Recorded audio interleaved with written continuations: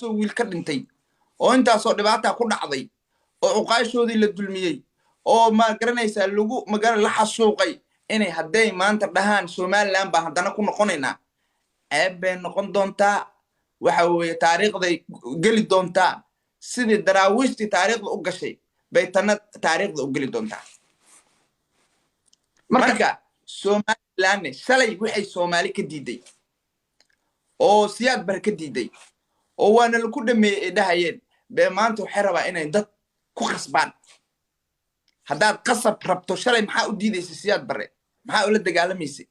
maxaa u diiday inuu ku maamulo maxaa u diiday inuu ku taliyo maxaa uga dagaalamaysa taas way su'aasha la isweydiinayay haweeye laakiin waxaad naftaada la rabin dadka nafta kala walaalka looma quuro laakiin haddaad tiraahdo nafteedana waxa rabaa inaan badbaadiyo dadka kalena waxa rabaa inaan ku istaago ma suurta galayso lagaana yeeli maayo maalin dhacdana maalin baa lagu ridayaa marka Somaliland cidna kuma duulaamin ayagaa isgowracay ayagaa isqalay nimanka dhul bahantane war maalin walba qofka fiiri hadda bisad marka qol ku soo xirtay oo u la dhacday oo laba jar meel ka baxda weydo aday kugu soo jeesanay taas ma beenba way ku xaganaysaa warunta war maalin kasta la dilay nimankan war naga daaya war naga kii aqoon-yahana laga dilay oo kii ganacsataa laga dilay oo inay Djibouti oo la rajaadkiisa joojiya oo mid kale la soo dejiyo oo inta laga bixiyo oo inta laga war nimankan meel aan laga taabanin male maanta dumarkii caruurtii baa kacay oo qaashi baa kacday wax garadkii baa kacay waa la isxaniya taabta ragana lama xaniya taabto meel xun bay ka qaniineen marka maanta ayaga iskaga dheelay nabadii maamulka ayaga iskaga dheelay maamul goodsiya sheegtay maamul goboleed baxta laga yaab qalqeel inuu ka galaa laga yaaba waana ka baxay aniyo xigmadaysan ayaad uga jawaabtay laakiin hal su'aal ayaan ku weydiin lahaa kullayba inkastoo siyaasadana in badan aad ku jirtid waxaan ku weydiin lahaa Somaliland maxaad ugu diiday inay maamul goboleed noqoto sababtoo waxay haysataa berberayada iskale inkastoo Burcada la dego oo Dhubahanta la degaan Hargeysa iyaga iskale imika Galmudug oo kale maxay ku noqotay maamul goboleed soo ma aha gobol iyo bad maxaa iyaga u diiday inay noqdaan maamul goboleed haddii aqoonsiga loo diido hal midna waa ku weydiinayaa ma laga yaabaa nimankan iyaguna ku kacsan ee la yidhaahdo Awdal State ama Gadabursiyo hadda ku kacay iyaguna calankoogii taagtay inay iyagana ay ka go'aan ama Xasan Sheekh uu aqoonsado 3 gobol bay iyaguna haystaan waa gobolka Salal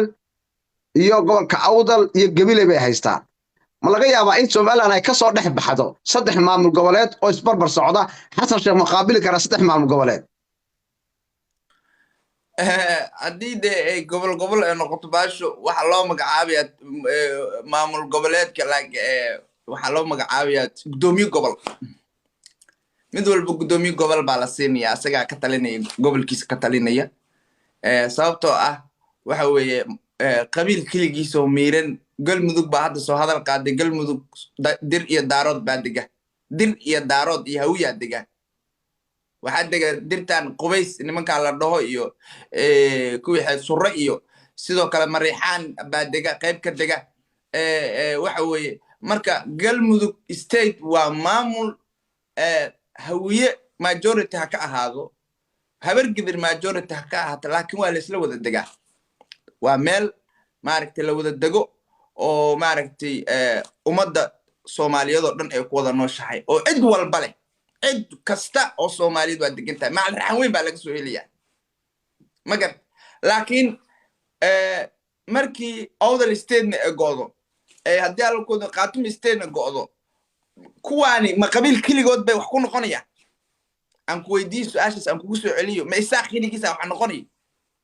ma habar jacaliya habar awaliya arab iyo nimankaas wax noqon kara no ma noqon karaan waxay wax ku yihiin ay wax ku noqdeen waa dadka kale ay beenta u sheegeen dhaheen waxbaan dhisanayna cadaalad baan samaysana kan waa cadaaladni kama jirto meeshaas waxay maalin walba ku fikiraan ay noogu soo celiyaan wax la yiraahdo xaduudkii Ingiriiska iyo Talyaaniga xaduudkii Ingiriiska ani hadda tusaale ahaan akoonkayga ara iskale adna ka hada leedahay Soomaan maxaa noo dhaxeeya maxaa noo dhexeey waan ku weydiiyey dee nin kasta waxay noo dhexeeya kolleyba dee nin kasta isagaas maamulay ka dhiganta waxba inooma dhexeeya xariinji yar baa noo dhexeysa soo ma hadde nin kasta uu kiisa usoo tallaabay okay xariijintaas yarta ah inaad Soomaali tahay ma ii diidaysaa soo waxaan ku wada hadlayna luqadeenni ma soo waxa isku fahmeen soo isku isir ma nihin ma noo diidaysaa marka xariijintaas yarista inaan Soomaali nahay ma noo diiday maya